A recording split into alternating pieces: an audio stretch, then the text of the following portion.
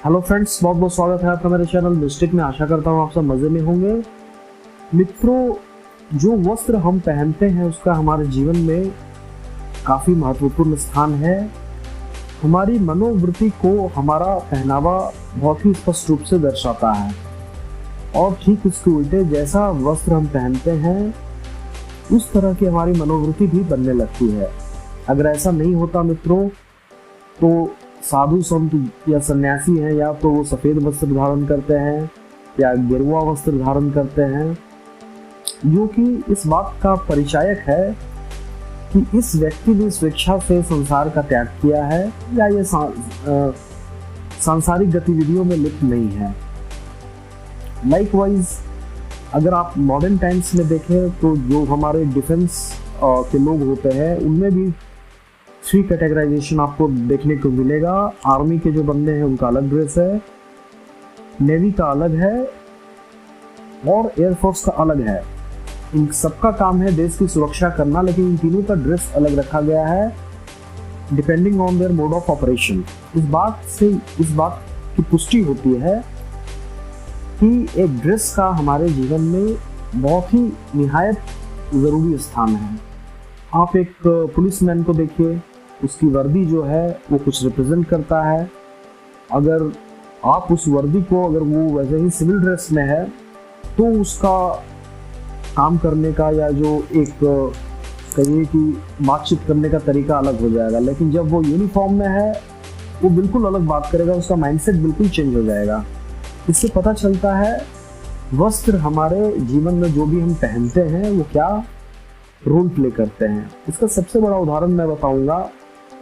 इस युग के बहुत बड़े तपस्वी, घोर मनस्वी पंडित श्री राम शर्मा आचार्य, वो क्या करते थे? वो स्वयं धोती पहनते थे, धोती और खादी का कुर्ता, बस जो इस युग के हिसाब से जो सूट करता है पहनते थे। हालांकि भगवा वस्त्र अभी भी बहुत सन्यासी लोग, योगी लोग पहनते हैं, लेकिन चूंकि वो एक सामाजिक संत हैं, उन्होंने 24 साल की घोर तपस्या की हिमालय में, और वो संसार में जब वापस आए लोगों को सही दिशा में ले जाने के लिए, तो कुछ हद तक उनका पहनावा उस तरफ मोल्ड हुआ। तो खादी का पूरे जीवन उन्होंने खादी का एक कुर्ता और धोती, पहनावे में धोती उनके लिए मस्त था। जब भी वो यज्ञ कराते थे तो यह बात सुनिश्चित करते थे जो व्यक्ति धोती नहीं पहने हुए है वो यज्ञ में भाग ही नहीं ले सकता है। इसका अर्थ क्या हुआ? उस समय जो हरिद्वार में करवा रहे थे यज्ञ, वहाँ के जो पुलिस वाले थे वो जानते थे, वो भी चूंकि श्री राम शर्मा महाराज यज्ञ करवा रहे हैं तो उसमें कोई भी भाग लेना चाहेगा, लेकिन वो सारे लोग जानते हैं कि बिना धोती पहने हुए ये हमें यज्ञ में सम्मिलित होने नहीं देंगे, और ड्यूटी पे होते हुए वो अपना ड्रेस हटा नहीं सकते हैं। तो उन्होंने धोती को लेके अपने पुलिस वाले वर्दी के ऊपर लपेट लिया, बढ़िया से पहन लिया। तब श्री राम शर्मा ने उनको यज्ञ में बैठने के लिए अलाउ किया। इससे साफ साफ पता चलता है एक परिधान का एक व्यक्ति के कार्य से, जो भी कार्य वो जीवन में कर रहा है, कितना गहरा रिलेशन है। आप इमेजिन करिए, कोई फिल्म स्टार है, वो जैसे कपड़े पहनता है, उसका जैसा हेयर स्टाइल है, या फिर जो हाव भाव है, अगर वही एक संत का होगा तो क्या आप उसे संत मानेंगे? कोई मानने को पहली बार तो उसे कोई संत मानेगा ही नहीं। संत का, हालांकि संत ऐसा कोई फिक्स नहीं है, जो परमहंस अवस्था में पहुंच जाते हैं उनके लिए फिर ये सब बातों का कोई मतलब नहीं है कि वो क्या पहनता है क्या नहीं पहनता है, लेकिन फिर भी वो बेसिक मर्यादा नहीं त्यागते हैं। जैसे रामकृष्ण परमहंस से एक बार किसी ने क्वेश्चन किया कि हमारे सनातन धर्म में यज्ञोपवीत धारण बहुत करना इम्पोर्टेंट माना गया है। तो श्री रामकृष्ण परमहंस ने बोला, बिल्कुल, तुम्हें भी धारण करना चाहिए।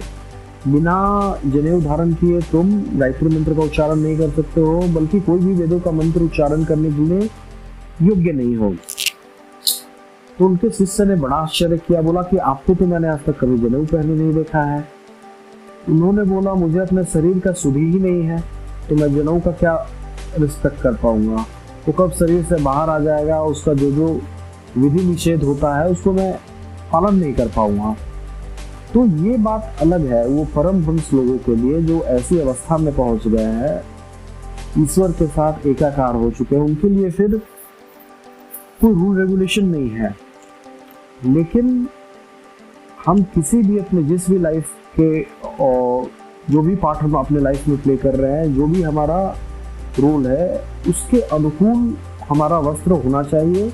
इससे हमारी सफलता की जो रफ्तार है वो बहुत ही तेज हो जाएगी। हम बहुत ही उग्रगामी होके अपने डेस्टिनेशन पे पहुंच जाएंगे। आशा करता हूँ मित्रों ये इन्फॉर्मेशन आपको पसंद आई होगी। कल मैं फिर एक रोचक वीडियो के साथ आऊँगा, तब तक के लिए बहुत बहुत धन्यवाद।